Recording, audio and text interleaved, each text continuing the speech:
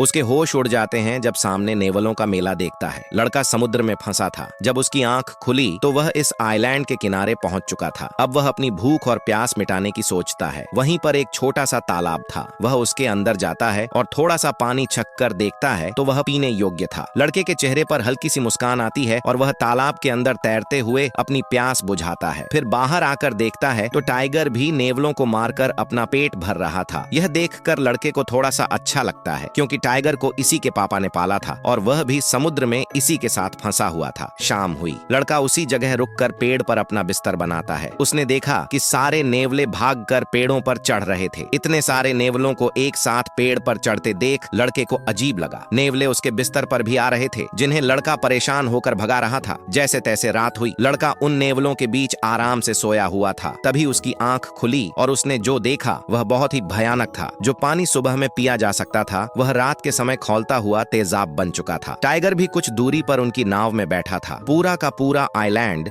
एक अलग ही रहस्यमयी दुनिया लग रही थी। अगली सुबह लड़का नाव में बहुत सारी घासें, टाइगर के लिए नेवले, मीठा पानी सब कुछ भर लेता है। फिर सीटी बजाकर टाइगर को आवाज लगाता है। वह दौड़ते हुए आता है और नाव में चढ़ जाता है। फिर लड़का नाव को लेकर वहां से निकल जाता है। कुछ समय बाद फाइनली वह समुद्र के किनारे तक पहुंच चुका था। अब वह नाव को खींचते हुए किनारे की ओर बढ़ता है। जैसे जैसे समुद्र की मिट्टी उसके पैरों को छू रही थी उसे अलग ही आनंद मिल रहा था। लड़का इतना कमजोर हो चुका था कि वह किनारे पर पहुंचते ही गिर पड़ता है। फिर टाइगर भी नाव से उतरता है। वह भी इतना पतला और कमजोर हो चुका था कि उसकी हड्डियां तक दिख रही थीं। टाइगर जंगल के करीब जाकर रुक गया। लड़के को लगता था कि वह एक बार मुड़कर उसे जरूर देखेगा, क्योंकि वे लोग इतने दिनों तक समुद्र में एक साथ थे। लेकिन ऐसा नहीं हुआ। टाइगर बिना देखे जंगल में चला गया। फिर कुछ लोग दौड़ते हुए आए और लड़के को अस्पताल लेकर जाने लगे। लड़का रो रहा था। उसे खुशी थी कि उसकी जान बच गई, लेकिन एक बहुत बड़ा गम भी था कि जिसके साथ उसने इतने दिन बिताए उसने पीछे मुड़कर एक झलक भी नहीं देखी।